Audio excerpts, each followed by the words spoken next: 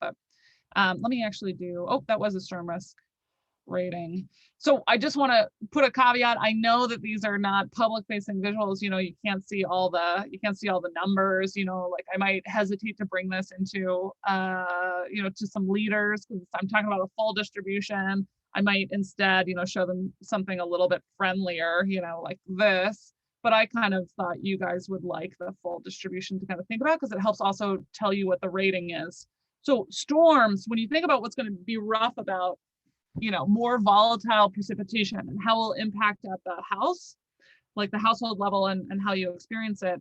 It is, yes, the same thing. It's an increase in extreme precipitation events. So this storm is, there are two elements here. It's this extreme precipitation event. And you can see that over time, we're going to have more extreme precipitation events, right? So it's going to get more volatile. That's something that climate change will bring. The way that we define an extreme event here is you get more water over a 2-day period than you would typically do in, I think it's the 9, I want to remember the percentile. What's 8 divided by 365? It's like the more, it's on 8, like more than 8, the worst 8 days of water kind of is one of the ways to think about it on average each year. Yeah, so the worst 8 days of water. So that's how and that's, historically, what are your worst 8 days a year historically in your area, localized, right? And that defines an extreme event. And then how many of those extreme events would you experience into the future, and how much would that change over time? Because it was an extreme event if it was only 8 days then too, but now, you're going to have more than 8 days. You're going to have many more than 8 days in some occasions, a lot of water. And this, it's not just how many events though, because I'm going to have more often, I'll have extreme events, but those events will be more extreme. So it's also the amount of water that falls over that period of time is also increasing.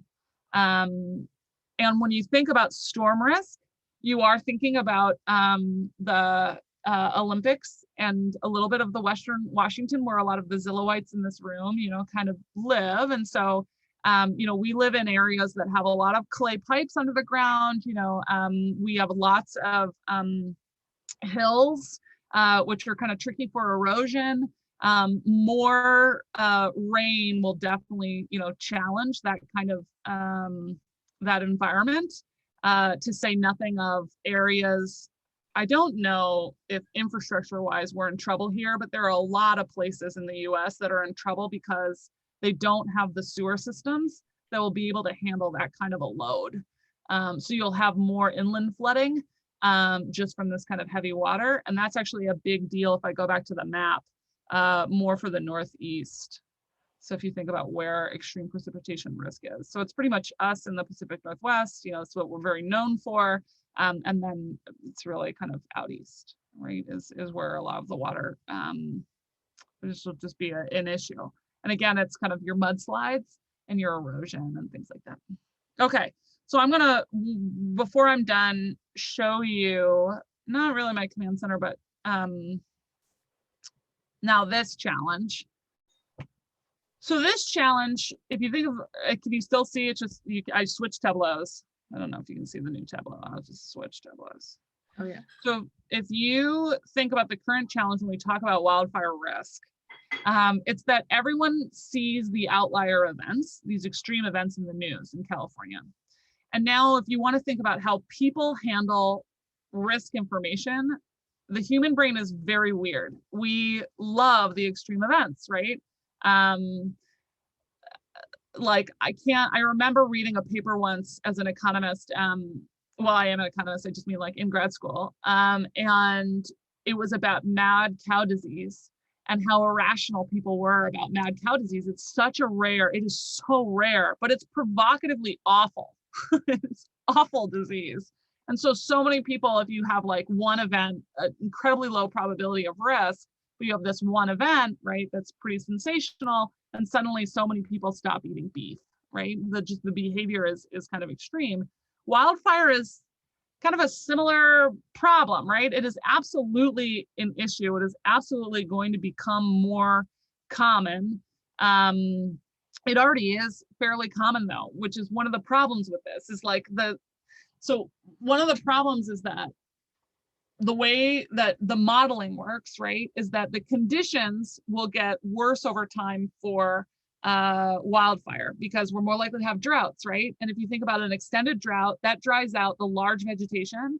And then you have intense periods of water, but it's not regular enough to have a thriving soil base, you know, and things like that so that it can be held in by vegetation. It's like maybe a winter dump of water. Winter dumps of water that were great for grass, right? Grasses grow very quickly in that kind of environment, especially if there wasn't larger, healthier vegetation, you know, in place, or that kind of middle tier. And now you've got perfect kindling once you have another extreme summer, right? So we actually, this past 10 years, beyond the kind of normal climate change arc, these past 10 years have been perfect to develop wildfire conditions, absolutely perfect. That's why the last few years have been so incredibly extreme. And climate change has been a part of that process. But when we think about into the future, where are the places that are risky, where are they not, part of what the MC2 model tries to do, because it's a fair thing to do, is to do the feedback loop. If I have an area that is burned significantly and a lot of that vegetation is gone, you know, then I will have a period of time where I'll have lower risk, and then that vegetation may or may not return. If the environment gets so dry, so, you know, hot, vegetation may not return. And in some areas, wildfire risk may actually go down, especially if you peg it through time, at what time, you know, when do you expect the next fire to happen?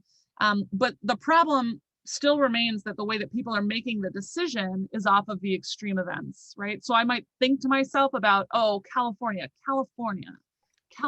the place to avoid. But really the places where wildfires are very likely is not just California. Actually, Salt Lake City rises to the top in terms of the probability of having a wildfire surrounding you. I should mention real quick too, that we are right now incorporating into this model. This right now is absolutely reflecting the probability of an event, like a wildfire event, or kind of how much area is burned, as opposed to the size of the burn, right? Like how high are the flames?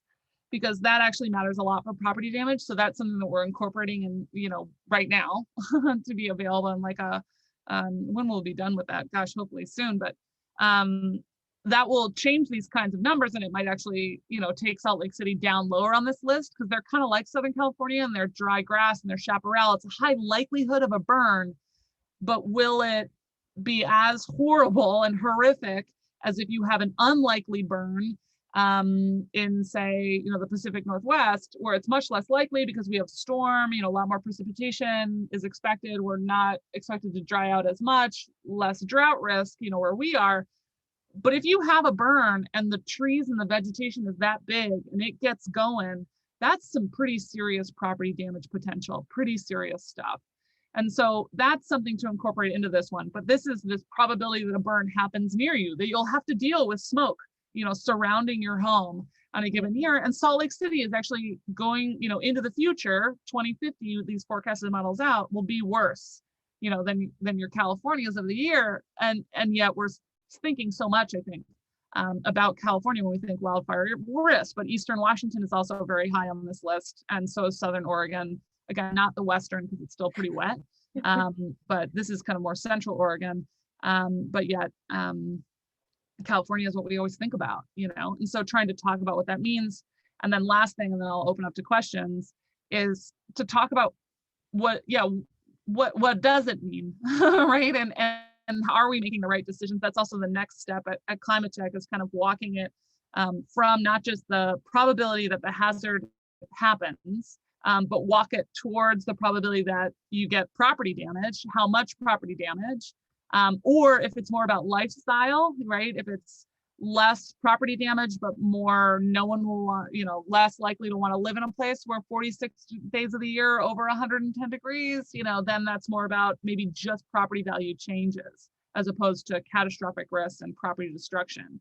So walking it to your pocketbook, right? An individual's how it will impact you personally, right? These hazards around your house is kind of the next step in the modeling, but this is maybe the first step of motivating doing that, which is to talk about the fact that there exists places that are at high risk for wildfire where we are building a lot. And notice I said there exist places where this is the case, because it's not true that it's systematically related. It's not true that we more often move to places that are riskier. Though there is like some of that, we more often move to risky places, but we don't more often move to the riskiest places. The reason why we move to the more risky places over time is also because we are, you know, affordability pushes people further and further out. So you're into the urban wildland interface, right? And so you're more likely to be building in areas that are a little bit risky, but you don't necessarily more often build in the riskiest places. But there exist examples of very high risk and significant building and population growth in recent years. Yeah, so I'll end there in terms of kind of like the data to talk about, and then open anything up to questions. Yeah, awesome. Yes. Yeah, I really like you showed a lot of changes, not only about like the temperature getting hotter, you know, it's also about like just the weather just become extreme, like Oh there's yeah. more storms, more droughts. And I think that's something like it's kind of new to a lot of people. Like a few years ago when climate change has a name of global warming, like when I feel like when I talk with people about this and people like, I don't feel it's getting hotter, you know, like, Yeah. and this is like, and but also like, you know, Or when they you're might even think to themselves like, oh good, I don't like the yeah, cold, you yeah, know, 1 degree exactly. hotter would be good for me. And you're like, Yeah, okay, hold up. yeah.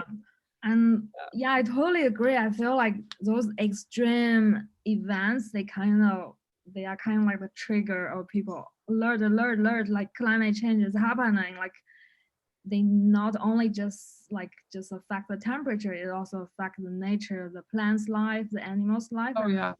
humans' life. Like people lost their lives in the wildfires this year in California. It was really sad. Oh I think yeah. Oh this yeah. is, yeah, this is a really important Yeah. topic.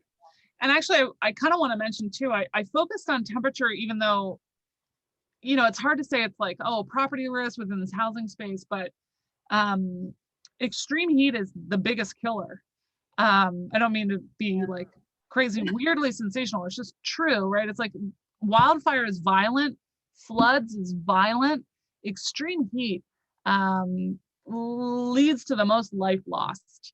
And it's not your whole, you know, it's generally more, you know, the way that we model it in kind of this space, you know, in kind of the public health literature and things like that is years of life lost, right? Amounts to how many total lives, but it's your mortality as an elderly person in an extreme heat event, you know, can be pretty serious. And then those that are seasonal workers or construction who have to work outside, right? Yeah.